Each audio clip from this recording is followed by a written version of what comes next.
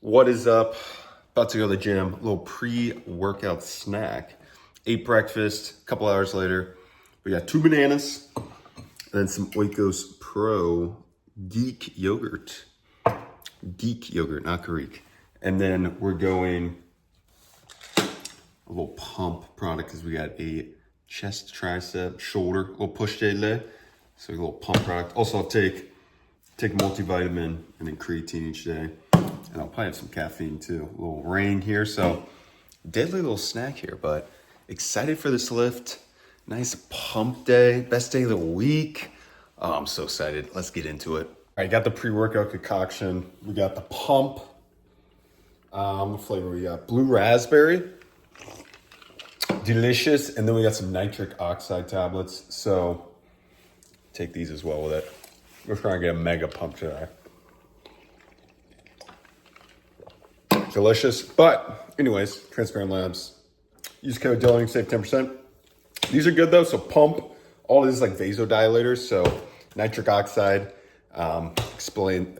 expands your, what's the word I'm looking for?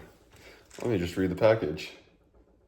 Vaso activates blood vessels. I don't know why I couldn't think of the word. Expands your blood vessels, so it increases blood flow to your muscles while you're working out. So really good for getting a good pump because you get a lot of blood flow and some nutrients in there, but also good for strength as well. And then just stack with the pump to achieve a max pump. So sip on that, and then gonna have the ring. This is raspberry ring. They're getting harder and harder to find. It's the greatest energy drink ever created. I drink 2 of these a day. Used to be 3, but now we're down to 2. Gotten smarter. And it's so hard. I mean, like nothing, no other energy drink comes close. No other ring flavor. Because nowadays you go to the rings are everywhere, but they have like the worst flavors in the world. These, when you can find these, like I have to go where I live. I know every gas station and grocery store in like a 10-mile radius that has these. There's like 4 of them. There's like one 7-Eleven, there's a Lowe's, and then there's 2 Krogers that have them. That's it. So I always got to go find them. But sip on that, get that down. And then, yeah, we'll get into this push day. Should be a fun session. All right, at the gym now. There we go, a little mirror action. Push day incoming. So today's session, warming up. Get the shoulders warmed up, and then bench press. That'll be my main flat bench press. Going for strength here, so going 8, 6, 6, 5, 5, 5. Just adding 5 pounds from last week. A little progressive overload. And then this is a full push day, but more like a chest focus. So then I'm gonna do a dumbbell incline press. So going to flat and then to the incline. Love the incline press. And then dips, and then lateral raises, skull crushers, and then a tricep pushdown, some abs. So good session. I'm a big fan of a nice log book here. So I track all my workouts. I like writing it down. Pen and paper guy. But find ways, however you track your workouts, to make sure you're progressing week to week. Well, that's on an app, or that's on your phone. I've just always been a big handwritten guy. I like writing it down. So journal's there, but it's always good to have because I can look at it, see what I did last week. Oh, I did 280 for 8. Let's go 285 for 8. So, and then kind of seeing how I feel. Looking at the back there. Also, gray tank top today. Usually I go black. Just got these gray ones in. I got like 20 of these now, so 2 for every day of the week almost. But we'll get in this lift. Nice little stormy day out. Let's get this push day in. Let's go. All right, getting into the session. So starting off with movement prep. So shout out whoever told me that I need to start showing the warm-ups because they are important to do. And I always do 3 movements 2 times through before I do any workout. So whether that's a lower upper. So on an upper day, I always do this external rotation off the knee. So you can go down a bench, kind of how I have it with my legs up, or you can just go on the ground seated. But the thing is, keep that elbow on top of the knee. You're rotating all the way down, trying to get a nice range of motion, then coming back up.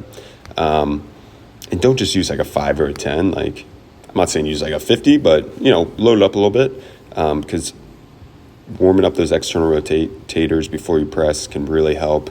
Also prehabs you. You don't want to rehab in the end. So I know some people kind of like with their main movement, they start lifting, they start with the bar. And by all means, that's you. But if you're looking for some extra stuff to kind of serve you in the long run, and start incorporating kind of this movement prep here. I've always done this 2 rounds 2 sets of each, like 10 to 15 reps, and it takes like 5 minutes. It gets you warmed up, gets you primed, and it serves in the long run because you're doing this 2-3 times a week.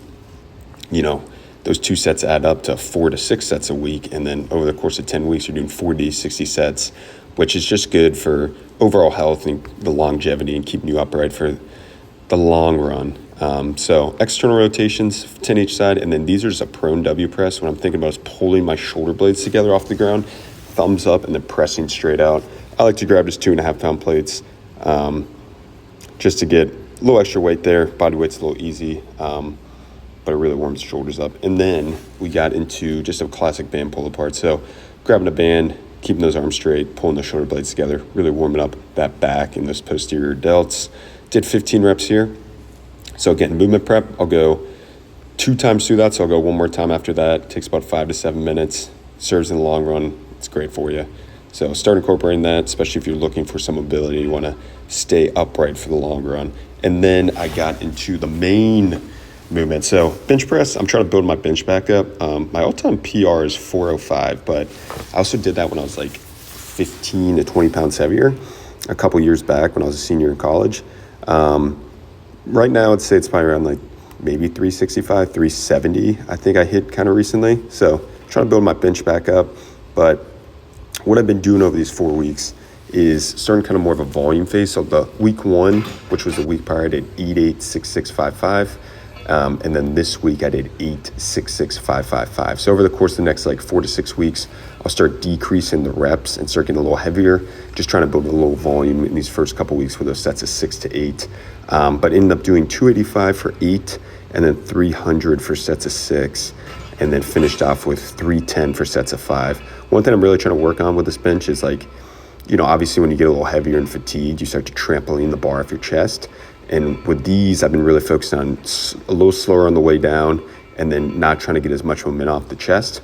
And I think they've been pretty good. So very happy with how those went. And yeah, just trying to progress that over the next couple weeks. And we'll start going down in reps, up in weight as we try to get closer to those 2s and 3s. And then this movement I love. So I love doing a flat press into an incline press. So incline dumbbell press. Just 4 sets, 8 to 10. I'll go like a 30-degree incline. Dumbbells are awesome because you get such a big stretch. You come right around that chest, big press up. You can really go to failure on these because, you know, with a barbell, you need a spotter. But with these, like, you can push it because you can just drop them down. And what I'll do day 1, which is today, the push day, I'll do a flat barbell bench and an incline dumbbell. And then on my second day when I do chest and back, I'll do a incline barbell and a flat dumbbell. So I always try to get one of each because I really like that. I think it's a good setup. It's nice and easy to stick to. But these dumbbell incline build your chest, can really push them. So 4 sets, 8 to 10 there. And then I went into my dips. Dips are the king exercise. So I do dips more for my chest, but obviously it's going to crush your triceps as well. I try to lean forward a little more. Now, dips are one of those moves, like, I feel like a lot of people they don't put enough weight on it. Like, they're just like, oh, I'm just gonna do body weight dips at the end of my session, when in reality, you probably throw some good weight on there. So, I mean, I have like 110, and I'm just doing sets of like 8 to 10, but you'll be surprised. Like, start throwing some weight, especially this in chin-ups or whatever it is.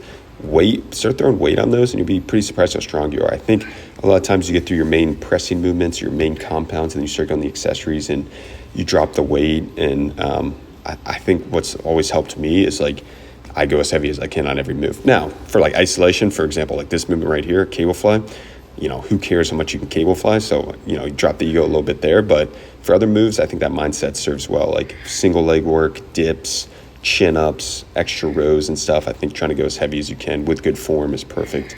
And then getting into your kind of your isolation work, maybe drop the weight a little bit, get a huge stretch, big range of motion. That's what I'm trying to do with these cable flies. Like, I freaking love cable flies. I think I talked about in the last video. It might be my favorite move at this moment. And I started doing them. Now I'm doing them twice a week. I was just doing them once a week, but it's one of those movements I like so much and I get so much out of it. It's like, why not do it twice a week? So this day I did more of a high to low, and then the other day I'll do more of a mid.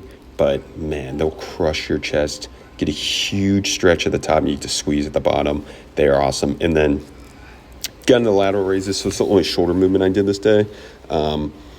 because I do it like a full shoulder day later in the week, I don't really do any like overhead pressing because I'm always so fried from all the pressing from chest.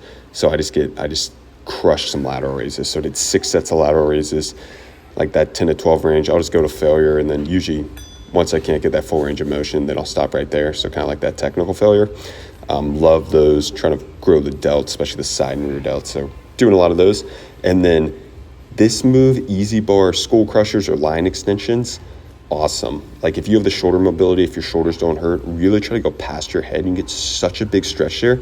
And one thing, and why I filmed it from the side, is if you look, I'm trying to keep that weight right above my head the whole time. So not bringing it over my chest, but trying to keep that constant tension the whole time. And man, it will burn your triceps out.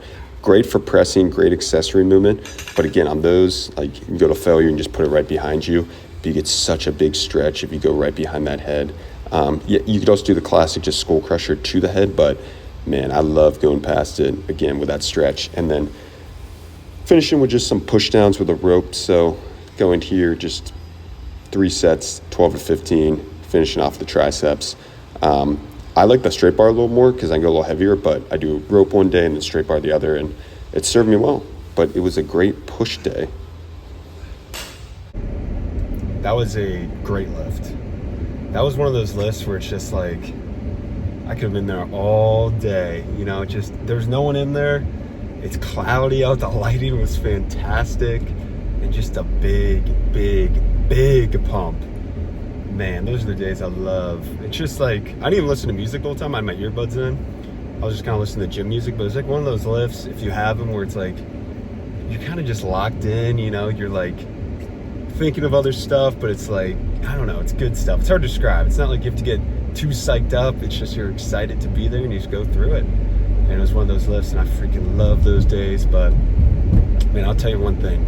If you told me I could work out for 30 minutes a day or 2.5 hours a day and I get the same exact results, everything's the same, but you get to work out for 1/5 of the time, oh, I'm taking that 2.5 hours every day of the week, because I just freaking love being in a gym. I fucking love the process. I think back to when I first started lifting when I was in 8th grade, and then when I was in like my early high school. I remember I'd get home from school and just be so excited. I'd go bike to the gym.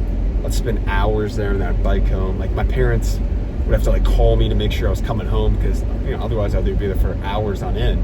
And if you're one of those kids, if you're in high school, you're in college, and you're one of those people who just can't wait to work out, can't wait to go to the gym, you can't wait to, I mean, like when you're in there, it doesn't feel like you're not forced, you just love it. I'm telling you, just stick to it, because you got the intangibles in place. That's the most important thing. If you got that in place, the love of it, oh man, you're gonna make such big progress over the next year. Just stay patient. Like, beauty of working out is the delayed gratification. It takes a ton of time.